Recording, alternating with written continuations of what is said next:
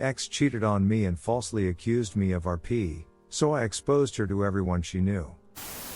In late May 2016, I asked my crush Kate of 3 years out on a coffee date. 3 dates later, we made things official. For the next 7 months, our relationship felt too good to be true.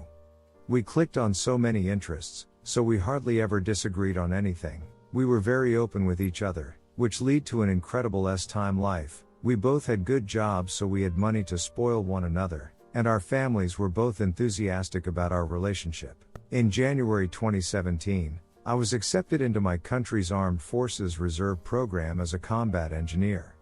I underwent basic training from February to late April, and was up until then the hardest thing I had ever done. There were several times I thought I wouldn't graduate, and the only thing that kept me going was Kate's words of encouragement over texts and calls. She was there when I received my BTC certificate, and never let me forget how proud she was of me. As part of my job in the reserves, I would have to go away in the summer for advanced training, between early June to late August. Kate fully supported me going 400 kilometers away to the training center and spending almost our entire summer break on work to further my military career. The summer was brutal on me. I was a social outcast from every clique that formed on our course, and was the BTT of several jokes. My self-esteem plummeted through the floor, but Kate's belief in me was what made me prevail. I passed as 5th best on course, and I owed it all to her. The decline. Things between us started to sour after returning home. According to her, I wasn't as spontaneous and outgoing as before I went away. I was dismissive, took small jabs and jokes as personal insults, and would rather stay in, watch movies, and have time instead of going out. Unbeknownst to both of us, I had developed some nasty social anxiety due to the events of the summer, and it started affecting our relationship. Nearing our 2-year anniversary in 2018, we got into a heated argument over a small misunderstanding, and subsequently broke up. I was incredibly distraught, before she texted me 3 days later and said she wanted to try and fix things. I didn't see her for 3 weeks, but we kept in touch every day, slowly mending things. When we officially got back together, nothing felt the same. Every time I talked with her, it was as if I was walking on eggshells, and it only worsened my anxiety, which in turn hurt our already damaged relationship. Then things finally came to a head at the end of July. The hurt. While in school, Kate had met a dude named John. She saw in John what she used to see in me, and they quickly became very close friends. He consoled her through our breakup and every little time I messed up afterwards.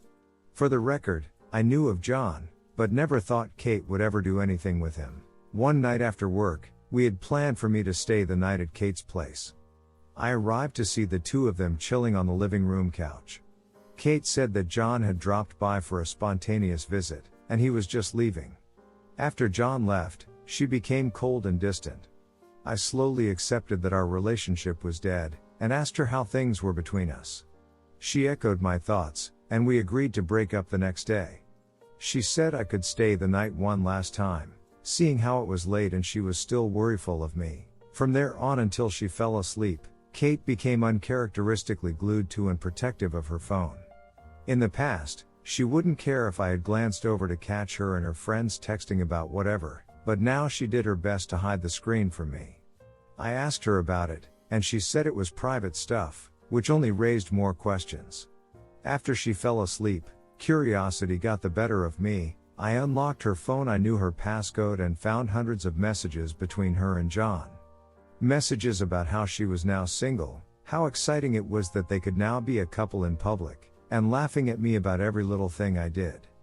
I quietly sobbed as I read through each hurtful text. My crying wasn't as quiet as I thought. Kate stirred, and once she realized what I was doing, she threw a fit. I couldn't find the anger or words to combat her, so I just grabbed my stuff and left, with Kate shouting and yelling at me the whole time. It was late in the morning when I got home. I just broke down and ugly cried all night. I called in sick from work the next day, and spent it sulking in my bed. The day after, I got several angry texts from Kate's friends and family. In a bid to save her image and denounce anything I might say about her, she told anyone she knew that I had efforced myself upon her that night in one last attempt to get some before we broke up, and left after the deed was done.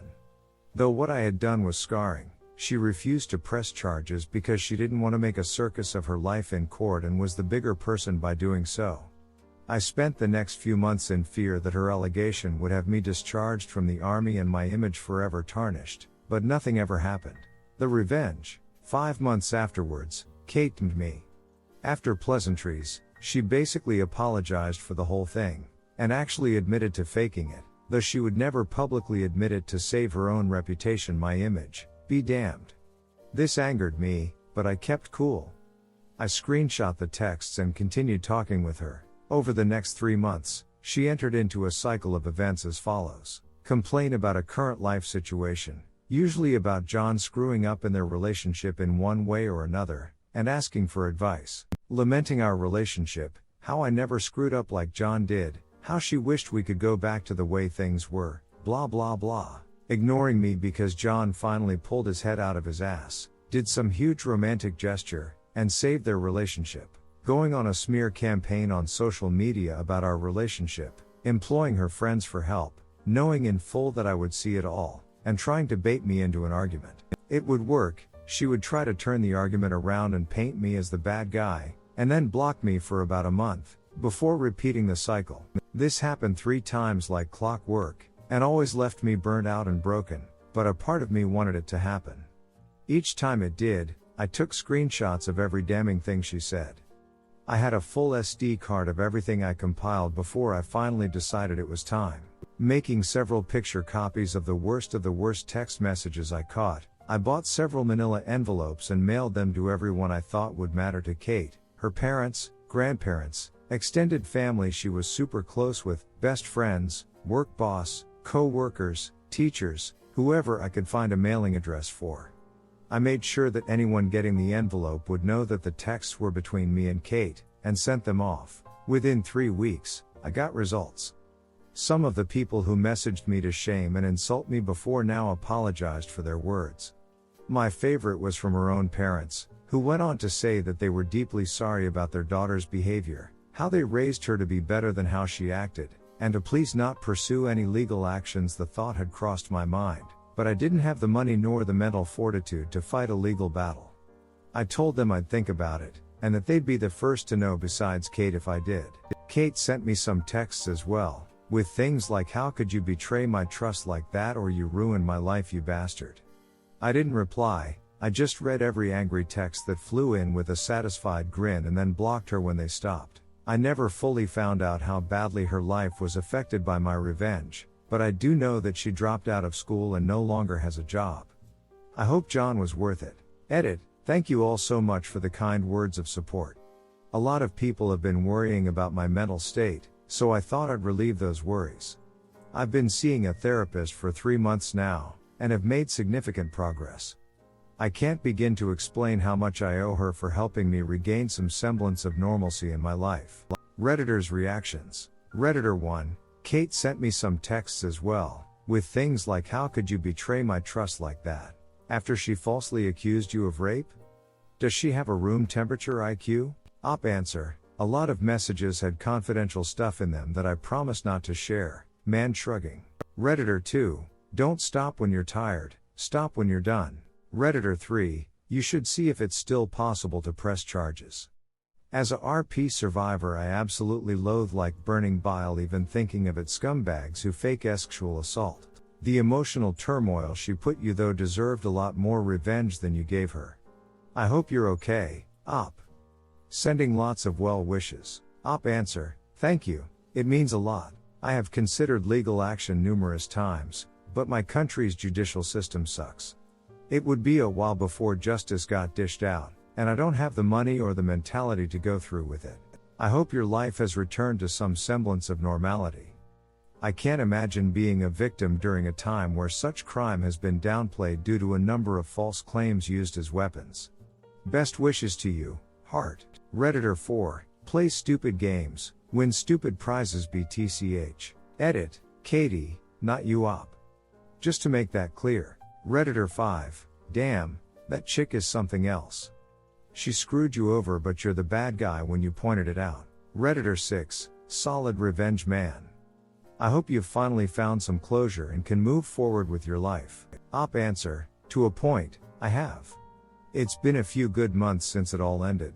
I've been surrounded by good friends and loving family, and I haven't heard a peep from Kate. I'm taking this time to work on myself, overcome my anxiety, and just float along in life. Redditor 7, would have loved to see you gone legal on her ass. False accusations need to stop for real victims to come out. Op answer, I believe this as well. Though as I stated, I had neither the money nor the mentality to take things legally. It would have surely destroyed both of us, and I wasn't willing to kamikaze someone as minuscule as her. Redditor 8, so sad to see a relationship die like that, but also so satisfying to read such an evil revenge. I hope luck comes your way and you get into a stable relationship with someone who truly cares about you again. Op answer, right now, I'm not looking for anything with anyone. I'm cool being a single Pringle and not having any restrictions due to a relationship. I probably won't remain single forever, but for now, I'm at peace.